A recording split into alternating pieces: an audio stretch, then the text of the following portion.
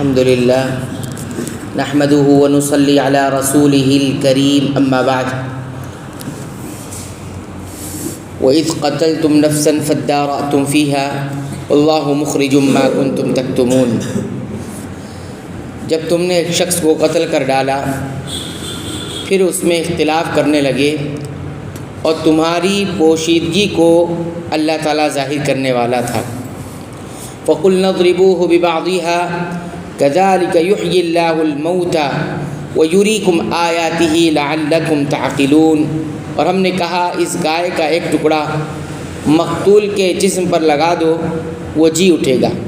اس طرح اللہ مردوں کو زندہ کر کے تو تمہیں تمہاری عقل مندی کے لیے اپنی نشانیاں دکھاتا ہے۔ سورہ البقرہ کی آیت نمبر 72 اور 73 دو آیت کریمہ تلاوت کی گئی اور اس کے معانی کا ترجمہ آپ حضرات کی خدمت میں ذکر کیا گیا۔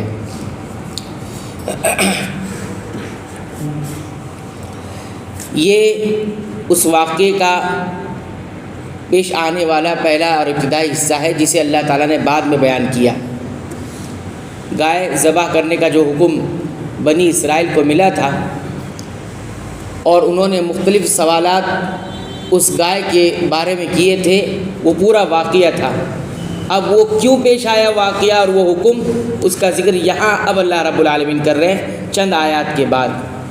تو اس کی کیا وجہ تھی ہم نے اسے پچھلے درس میں بیان کیا۔ بہرحال اللہ تعالیٰ نے فرمایا واقعہ یہ تھا کہ تم اس وقت کو بھی یاد کرو جب کہ تم نے ایک آدمی کو، ایک نفس کو، ایک جان کو قتل کر دیا تھا۔ وَإِذْ قَتَلْتُمْ نَفْسًا، تو یہ بات کس سے کہی جا رہی ہے؟ نبی کریم صلی اللہ علیہ وسلم کے زمانے میں موجود یہود سے کہی جا رہی ہے۔ حالانکہ انہوں نے قتل نہیں کیا تھا، قتل تو ان لوگوں نے کیا تھا جو ان سے پہلے تھے، ان کے آباء و اجداد تھے، لیکن کس سے کہا جا رہا ہے کہ تم نے قتل کیا تھا۔ وَإِذْ قَتَلْتُمْ نَفْسًا، تو تم نے قتل کیا تھا۔ تو کیوں ایسا اللہ تعالیٰ کہہ رہے ہیں؟ قتل دوسروں نے کیا اور اللہ تعالیٰ کہہ رہے ہیں کہ تم نے کیا، یاد کرو اس وقت کو بھی۔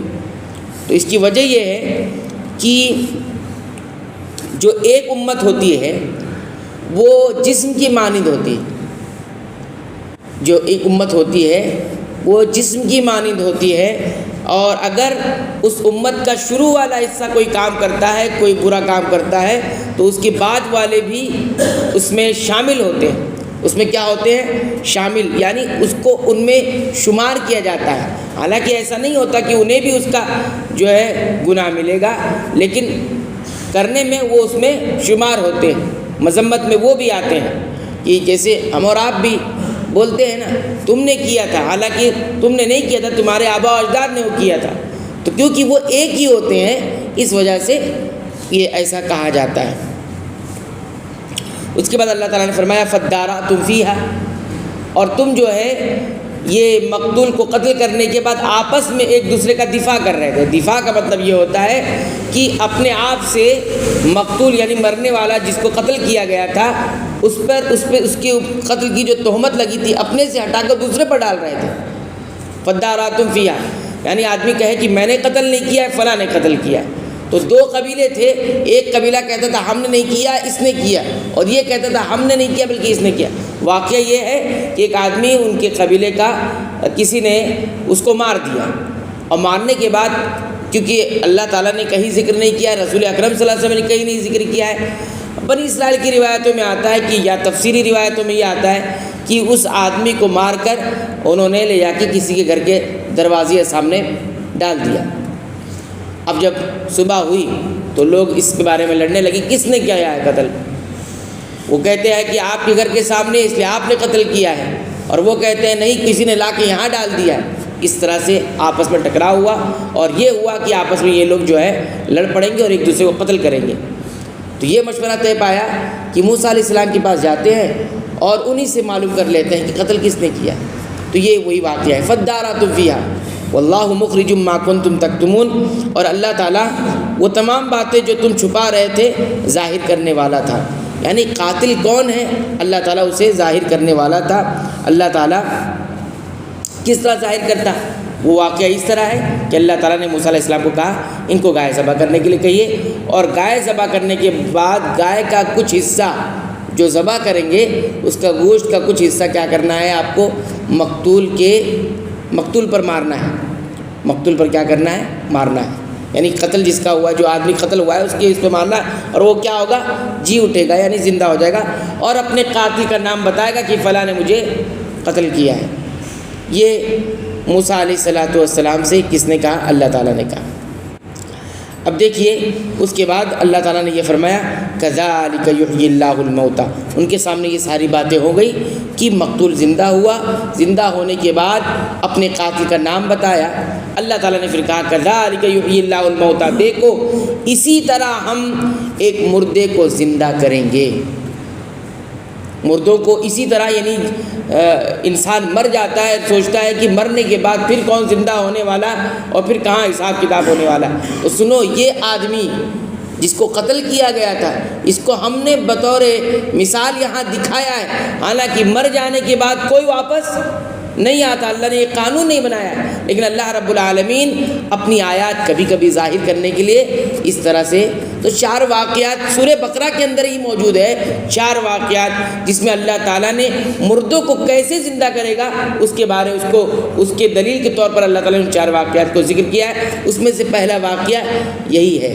اس کے بعد ابراہیم علیہ السلام کا بھی واقعہ ہے، جو انہوں نے پرندوں کو مار کے اور اسے مختلف جگہوں پر ڈال دیا تھا۔ اسی طرح اس بستی کا بھی واقعہ ہے، جو ایک نبی جو ہے یا ایک نیک شخص جا رہے تھے اور ایک بستی کو الٹا ہوا دیکھا، تو یہاں کیسے ہو سکتا ہے کہ مردے زندہ ہو گئے؟ یہ بستی کبھی آباد رہی ہوگی، ان پر موت طاری ہوئی، پھر وہ زندہ ہوئے اور انہوں نے پھر وہ ساری باتیں دیکھی کیسے زندہ ہوگا۔ اور ایک اسی طرح بنی اسرائیل کا بھی واقعہ ہے کہ جس میں انہوں نے اللہ تعالیٰ نے انہیں دوبارہ موت طاری کر کے ان کو دوبارہ زندہ۔ تو کہنے کا مقصود یہ ہے کہ اللہ تعالیٰ نے یہاں پہ یہ کہا کذالک یحیی اللہ الموتیٰ، کہ ہم اسی طرح، یعنی اللہ اسی طرح مردوں کو زندہ کرے گا اور ایک ہی کلمے کے ذریعے زندہ کر دے گا سب کو، یعنی سب کو حیات دوبارہ ملے گی اور دوبارہ زندہ ہوگا۔ اللہ تعالیٰ نے سورہ یاسین میں آیت نمبر 53 میں اس کو واضح طور پر فرمایا ان کانت الا صیحۃ واحدۃ فاذا هم جميع لدینا محضرون، سنو یہ ایک چیخ ہوگی اور اس چیخ سے تمام کے تمام لوگ ہمارے سامنے حاضر ہو جائیں گے، تمام کے تمام لوگ ہمارے سامنے کیا ہوں گے؟ حاضر ہو جائیں گے۔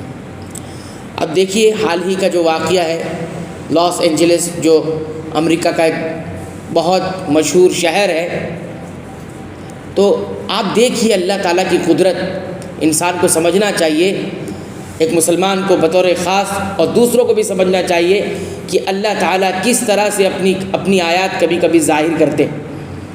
آپ دیکھیے اتنا ٹیکنالوجی سے اور طاقت اور پاور سے جو ہے لیس وہ شہر اور وہ ملک، لیکن آپ دیکھیے اللہ تعالیٰ کی حکم ہواؤں پر اور آگ پر اس طرح سے جاری ہے کہ کسی کے بس میں نہیں ہے، کسی کے بس میں نہیں ہے۔ یہ ہے حالت۔ انسان کو چاہیے کہ وہ ظلم سے بچے اور اپنے آپ پر تکبر سے بچے، چاہے وہ انفرادی سطح پر ہو اور چاہے وہ ملکی سطح پر ہو، کسی بھی سطح پر، اور اللہ نے کسی کو کوئی چیز نواز رکھا ہے تو اس پہ تکبر نہ کرے اور ظلم نہ کرے، اور ظلم میں آگے بڑھ کر اس طرح کی باتیں نہ کرے۔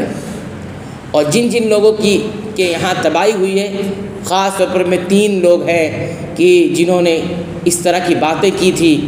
ایک تو وہاں کا جو صدر ہے، اس نے یہ کہا کہ ہم آتے ہی کیا کریں گے؟ جہنم بنا دیں گے، یعنی یہ اس طرح کی بات۔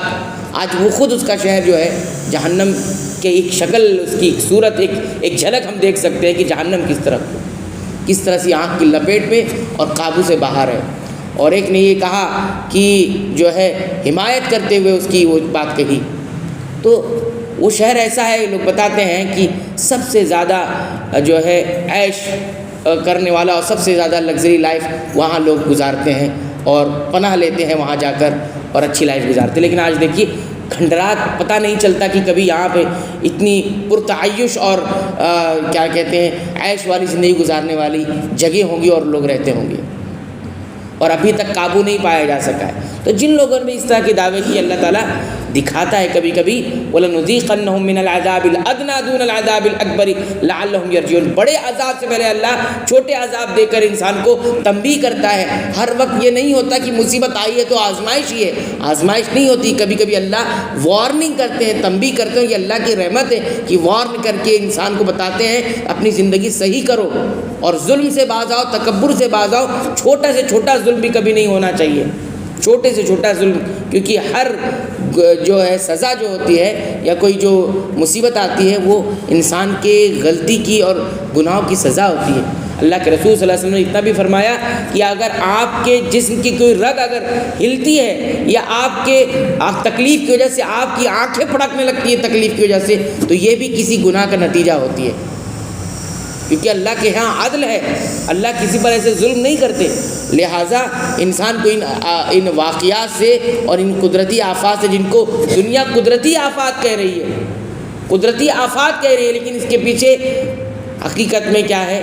اللہ تعالیٰ کی اپنی ایک نشانی دکھاتا ہے کہ میں کیا کچھ کر سکتا ہوں، کیا کچھ نہیں کر سکتا ہوں۔ یہ اللہ کی رحمت ہے کہ اس نے بہت ساری چیزوں کو اپنے حکم سے روک رکھا ہے۔ تو بہرحال اللہ تعالیٰ نے یہ بھی فرمایا وَيُرِيكُمْ آيَاتِهِ، اللہ تعالیٰ نے یہ اس لیے بھی کیا ہے تاکہ اللہ تمہیں اپنی آیات دکھائے کہ وہ کون ہے، لَعَلَّكُمْ تَعْقِلُونَ، تم کیا بن جاؤ؟ عقل لینے والے، ہوش لینے والے بن جاؤ۔ تو عقل اسی کو کہتے ہیں کہ انسان بر وقت خطرے سے آگاہ ہو کر اس کے لیے تیاری کر لے، اس کے لیے کیا کر لے؟ تیاری کر لے۔ آپ کو معلوم ہے کہ ایک چیز ہونے والی ہے اور تیاری نہ کرے تو پھر کیا ہوگا؟ یہ عقل مندی والی بات نہیں ہوگی۔ تو بنی اسرائیل یہود کو یہ کہا گیا اس وقت بھی، اور آج بھی اللہ رب العالمین اپنے قدرت کے ذریعے اور ان حادثات اور آفات کے ذریعے بھی وارننگ دے رہا ہے انسانوں کو، انفرادی سطح پر بھی، یعنی انسان اپنی ذاتی زندگی میں بھی دیکھے کہیں وہ تکبر کا شکار ہے، کہیں وہ کسی پر ظلم کا تو شکار نہیں ہے، جس کی وجہ سے وہ جو ہے اس طرح کی آفات کو دیکھ کر اس سے سنبھل جائے، پیچھے آ جائے۔ ایسے ہی اجتماعی سطح پر بھی ہو، چاہے وہ ملک کی سطح پر ہو، چاہے وہ قوموں کی سطح پر ہو، یعنی ایک اجتماعی نظام میں انسان تکبر کا شکار ہوتا ہے، کوئی پاور کے نشے میں آتا ہے، کوئی علم کے نشے میں آ جاتا ہے، کوئی اقتدار اور حکومت کے نشے میں آ جاتا ہے، تو یہ سارے نشے اللہ رب العالمین چاہے تو ایک کن کے ذریعے بھی ختم کر دے، لیکن اللہ رب العالمین دوسروں کے لیے عبرت بناتا ہے ان واقعات کو۔ لہذا ہم سب کو چاہیے کہ اللہ کی طرف رجوع کریں، اللہ کی عظمت کو سمجھیں، اس کا خوف دل میں بٹھائیں اور اس سے اس کی محبت بھی دل میں بٹھائیں۔ خوف کی وجہ سے ہم گناہوں سے بچیں گے اور محبت کی وجہ سے ہم جو ہے اس کے اوامر کو اور اس کی حکم کو پورا کریں گے۔ اللہ تعالیٰ سے دعا کرتے ہیں رب العالمین قرآن کی آیات سے ہمیں عبرت لینے کی توفیق عطا فرما۔ رب العالمین تو ہمیں قرآن حکیم کی پابندی سے تلاوت کی توفیق عطا فرما اور اسے سمجھ کر پڑھنے کی توفیق عطا فرما۔ اے اللہ تو ہمیں بخش دے، ہمارے گناہوں کو معاف فرما دے، ہمارے والدین کو بخش دے، تمام مسلمانوں کو، مومنوں کو اور اہل توحید کو رب العالمین تو بخش دے، آمین۔